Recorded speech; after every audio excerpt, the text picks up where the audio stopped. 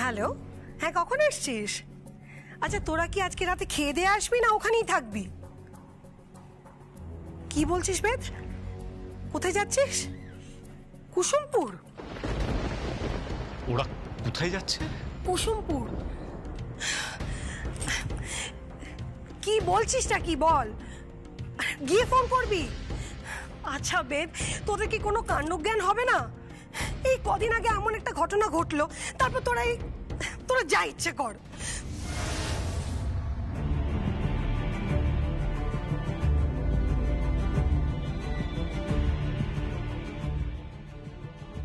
গীত, বলছি না গেলে হতো না? কেন এরকম বলছো বলো তো? তোমার ইচ্ছে না করলে তুমি যেও না। না না না, ঠিক আছে ঠিক আছে, আমি যাচ্ছি। হ্যালো, হ্যাঁ কে বলছেন?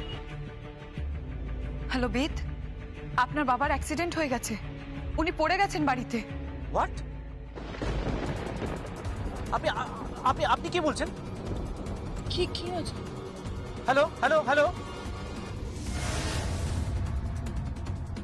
ড্রাইভার দাদা গাড়িটা সাইড করুন তো। আরে কি হয়েছে আগে বলো তুমি। কি বাবার নাকি একটা বড় অ্যাক্সিডেন্ট হয়েছে?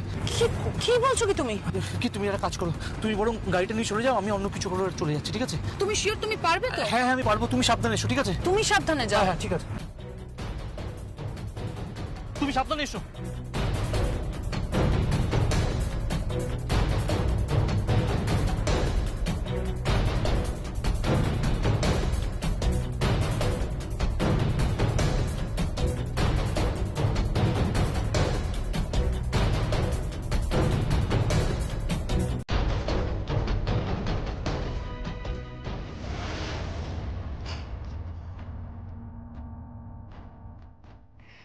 বেদ, তুমি আসবে কলকাতায় আর গীত যাবে কুসুমপুর গ্রামে।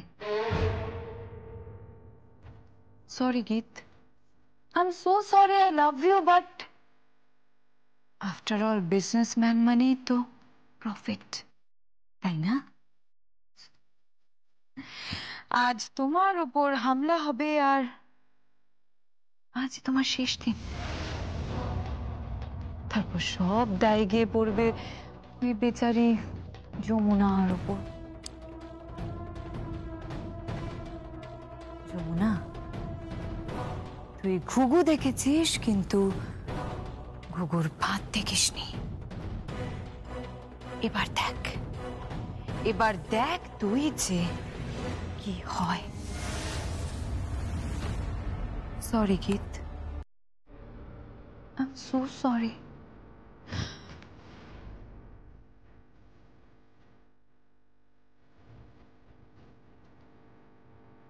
বলুন ম্যাডাম। একটু পরে গ্রামে পৌঁছে যাবে। এবার যেন আর কোনো ভুল চুক না হয়। কাজ কমপ্লিট হয়ে যাবার পর বাকি টাকা পেয়ে যাবে আর কাজ শেষ করেই আমাকে ফোন করবে, বুঝতে পেরেছো? আচ্ছা ম্যাডাম।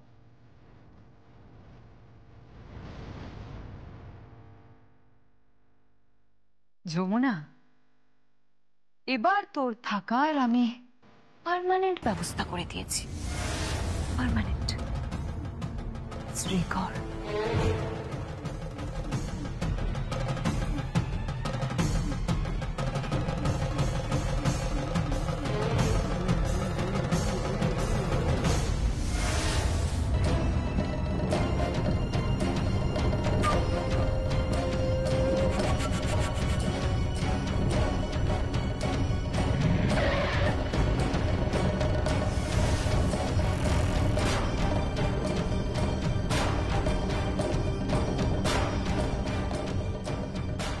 কি ব্যাপার তোমাদের?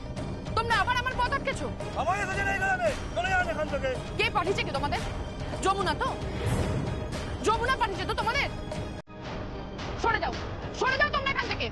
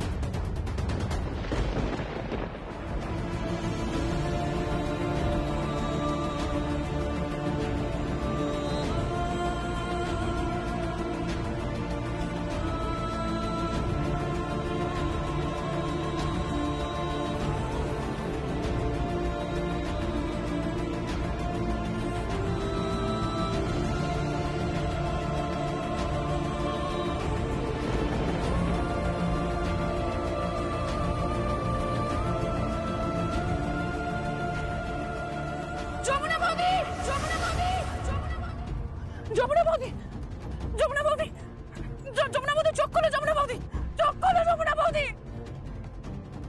যমুনা বৌদি, যমুনা বৌদি।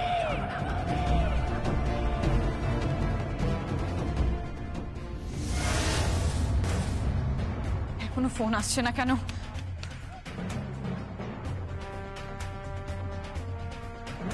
হ্যালো, কাজ হয়ে গেছে?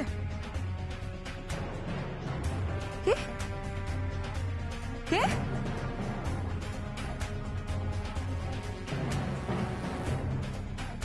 তুমি রাখো, তুমি ফোনটা রাখো।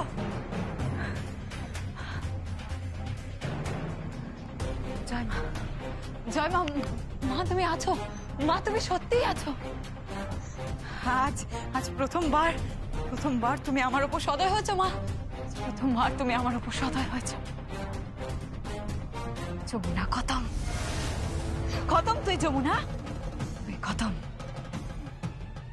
এই জন্যই বলে যে ऊपर वाला जब देता है छप्पड़ फाड़ के देता है।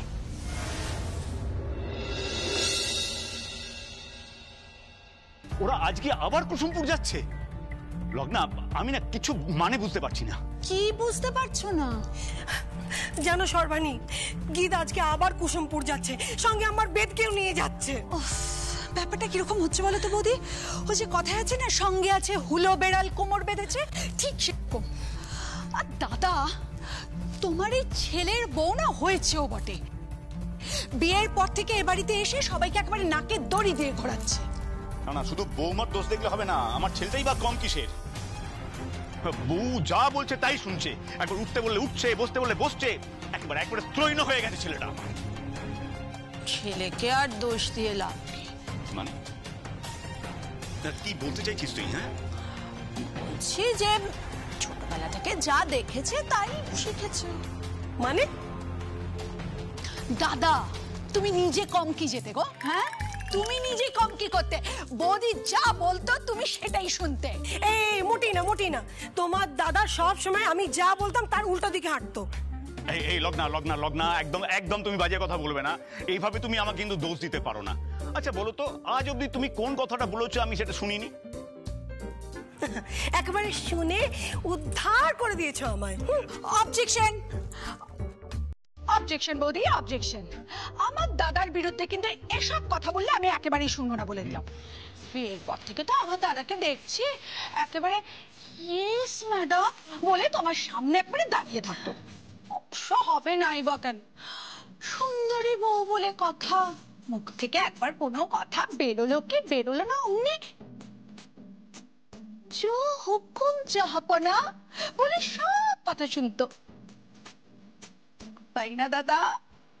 হ্যাঁ, তুই একদম ঠিক কথা বলেছিস। জানিস আমার বন্ধুরা কি বলতো? বলতো রাজীব তোর সুন্দরী বউ, তাই ও যা বলবে সব কথা শুনবি। হ্যাঁ, আর তুমি বাধ্য ছেলের মতো সব শুনতে, তাই না? আমি যাই বলতাম অমনি তুমি জিজ্ঞেস করতে, দাদাকে একবার জিজ্ঞেস করি। এই মোটেই না। আরে বাবা, আমি কিছু বলার আগে তো দাদা বুঝে যেত আমি কি বলতে চাইছি। আচ্ছা লগ্না, তুমি বলো তোমার কোন কথা আমি বা দাদা শুনিনি বলো তো? না তা বলিনি, দাদা আমাকে বরাবরই খুব স্নেহ করেন। এই দেখো না, তোমার কথাতেই তো আমি গীতের সঙ্গে বেদের বিয়ে দিতে রাজি হয়েছি।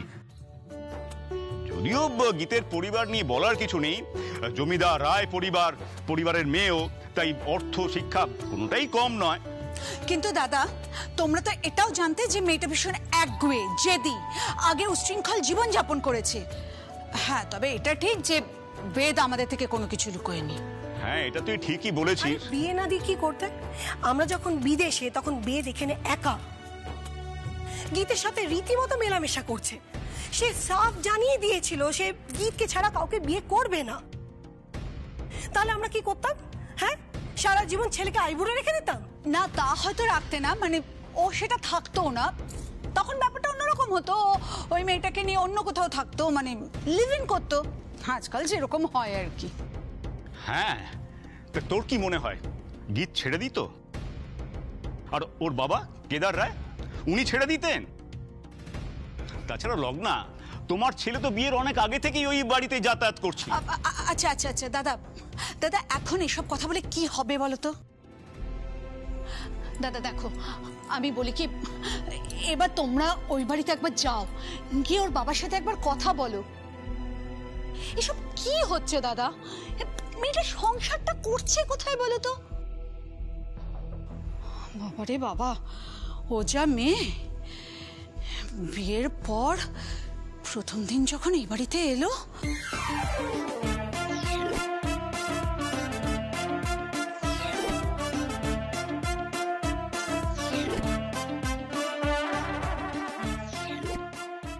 ওনাকে ওই হিল জুতো পরে, জিন্স পরে, দুধে আলতায় পা দিয়ে প্রথমবার এই বাড়িতে ঢুকছে, মনে আছে?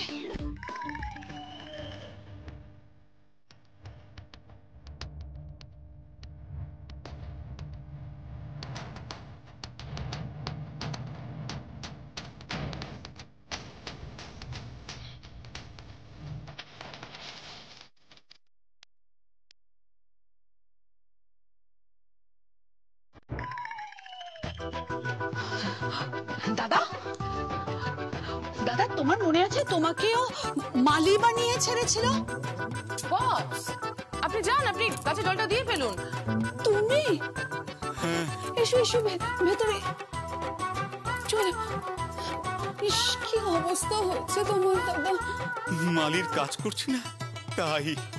উফ, ছেলের দৌলতে এখন এসব কাজও করতে হচ্ছে। এই দেখ না, এইসব দিয়ে পুরো বাগানে জল দিচ্ছিলাম। আর দাদাকে, দাদাকে রাঁধুনি? জ্যাক্স, কাতলা কালিয়া সুন্দর করে যান, রেঁধে ফেলুন। আপনি আপনি এখনো কেন দাঁড়িয়েছেন? গিয়ে রান্নাটা শেষ করুন, আমাকে বেরোতে হবে, আমার খিদে পেয়েছে। যাচ্ছি বৌমা। তারপরে বৌদি, বৌদি তোমাকে দিয়ে কাপড় কাচিয়েছে। বলি এই লোকগুলোকে দিয়ে আর কত খাটাবে? এই তো মমস, আপনি এসে গেছেন, খুব ভালো হয়েছে। বলছি যে কি বলছি, বাথরুমে সমস্ত কিছু রেখে দিয়েছি, দয়া করে বাথরুমটা পরিষ্কার করে দিন। যা। আর আমাকে দিয়ে ঘর মুছিয়েছে, ঘর ঝাড় দিয়েছে। মুখ বুঝে থাকলে একদম আদর্শ বউ, আর মুখ খুললেই বাড়াবাড়ি করছো। হে কিরে বাবা, ঠিক আছে মানলাম আমি না হয় বাড়াবাড়ি করছি, কিন্তু আপনি কি করছেন? মানে মানে আপনি বালতিতে জল ভরবেন, ঘর মোছার কাপড়টা দিয়ে ঘরটা মুছে ফেলবেন। পিসিমণি, একদম চকচকে করে মুছবেন। হ্যাঁ, চকচকে করে মুছবো। এত চকচক করে মুছছি, তুমি তোমার মুখটা না এখানে দেখতে পাবে। হ্যাঁ, ও আর কি কি না জানি করতে হবে। আল্লাহ, আচ্ছা দাদা, যে মেয়ে ওর বৌদির জন্য আমাদের সঙ্গে এত লড়াই করলো, ওর বৌদির জন্য এত কিছু করলো, আর সেই মেয়ে সেই বৌদিরই আজকে সব থেকে বড় শত্রু হয়ে গেল। না না সর্বাণী, এক্ষেত্রে কিন্তু আমি যমুনাকেই সাপোর্ট করব। কেন? সেই তো যত নষ্টের মূল। সেই তো তোমার ছেলের বউকে বলেছে যে তোমার দ্বারা কিছু হবে না, হাউস ওয়াইফ হয়ে থাকবে। সেই তো ওই পাগলকে সাঁকোটা দেখিয়েছে। না না, আরে বাবা, যমুনা কি বলেছিল? বলেছিল যে তুমি বাড়িতে বসে নিন্দামন্দ না করে কিছু একটা কাজ করো। এখন বুঝছে, অবশ্য তার থেকে বেশি আমরাই বুঝছি। আজকে আবার কুসুমপুর যাচ্ছে, জানি না বাবা কি হবে। আসলে আসলে ব্যাপারটা কি বলতো, কেদার রায় মেয়ের স্নেহে একেবারে অন্ধ। উনি মেয়েকে কিচ্ছু বলবেন না। হ্যাঁ, মানে সে বাবারা মেয়ের প্রতি একটু দুর্বল হয়েই থাকে। তার আমি বুঝি না। আমরা তিন ভাই বোন যখন বদমাইশি করতাম, আমাদের বাবা শুধু আমাকে আর দাদাকে বকতেন, কিন্তু তোকে কিচ্ছু বলতো না। না না, এ ব্যাপারে কিন্তু বলতে হবে অনুরাধা দেবী কিন্তু অনেক বুঝদার। এই তো সেদিন উনি আমার কাছে মেয়ের হয়ে ক্ষমা চেয়েছেন। দেখো, এই সব গন্ডগোল মিটলে তুমি একবার ওই বাড়িতে গিয়ে কথা বলো। আরে কবে সংসার করবে? আমাদেরও তো বয়স হচ্ছে, নাতি নাতনির মুখ দেখবো না? তুমি ঠিকই বলেছো। বাবা, বাবা, তুই দাদা, আরে কি হলো? তুই এরকম থমড়ে এখানে দাঁড়িয়েছিস? আরে ভেতরে আয়, ভেতরে আয়। ঠিক হয়েছে তো? তুমি এখানে? হ্যাঁ এখানে। কেন, আমার কি অন্য কোথাও থাকার কথা এখন? আরে তোর বাবা তো বাড়িতেই থাকে, রোজ তো অফিসে যান না? হ্যাঁ। আরে বেদ, তোর চোখ মুখ এরকম লাগছে কেন? কিছু হয়েছে? হ্যাঁ রে, তোর শরীর ঠিক আছে তো? আমাকে আমাকে একটু জল খাওয়াবে? হ্যাঁ নিশ্চয়ই, দাঁড়া আমি এক্ষুনি দিয়ে এসছি, দাঁড়া। বাবা, তুমি ঠিক আছো তো? আমার কি হবে? সে কি, তুই এত ঘামছিস কেন? কি হয়েছে তোর? আরে গীতের সাথে তুই কুসুমপুর যাচ্ছিলি বললি তো, যাওয়া হয়নি? এই নে চল, নে চল, নে। খা খা খা।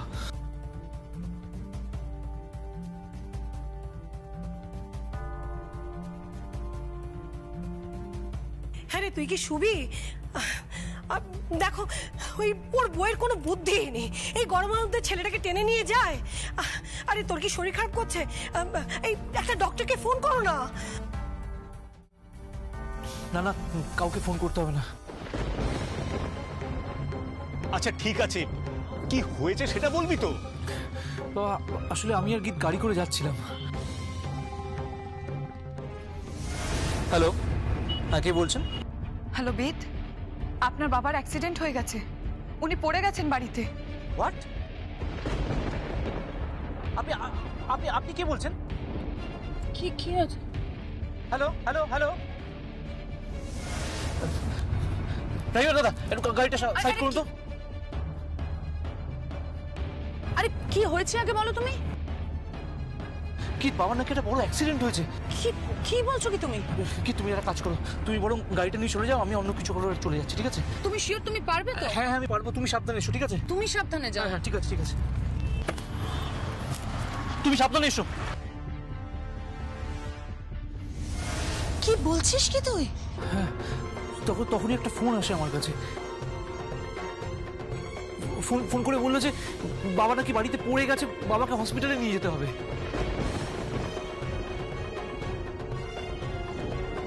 আরে বাবা, তুই একটা বাড়িতে ফোন করবি না? কেউ তোকে বললো কাকে কান নিয়ে গেছে, আর সেই শুনে তুই কাকের পেছনে দৌড়লি। আরে বাবা, নিজের কানে একটু হাত দিয়ে দেখবি না কানটা আছে কিনা নেই? আরে বাবা, ওকে বকছো কেন? বকবো না, এত বড় ছেলে এই যে কি কাণ্ড করছে? আসলে না, অত কিছু আমার মাথায় ছিল না, জানো তো। এত সিরিয়াসলি বললো, আর গীতও আমাকে বললো চলে আসার জন্য। গীত বললো যে পরে আসছে ও। এই বেদ, ফোনটা কে করলো? একজন মহিলা ফোন করেছিল।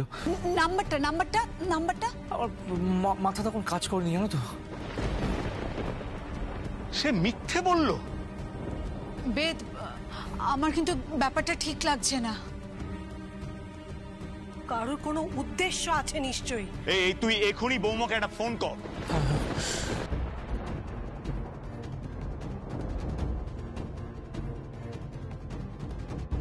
কিরে, ধরছে না? রিং হয়ে গেল, গীত তো ফোনটা ধরলো না। তাহলে হয়তো ব্যস্ত আছে, মানে ওখানে অন্য কারোর সাথে কথাটা তো বলছে হয়তো। না গো, আমার না ব্যাপারটা ভালো লাগছে না। কেউ মনে হয় আমাকে ইচ্ছে করে ফোনটা করলো যাতে আমি ওখানে না যেতে পারি। বাবা, কি কাণ্ড! বেদ, এইসব বাদ দে, গীতকে বোঝা। এমনিতেই কোর্ট কেস এইসব নিয়ে। আহা, থাক না এখন এসব কথা। গীত ফোন করেছে। হ্যাঁ গীত, কি হচ্ছে? তুমি ফোন ধরছো না কেন? তুমি কাঁদছো কেন? কি হয়েছে? সখী?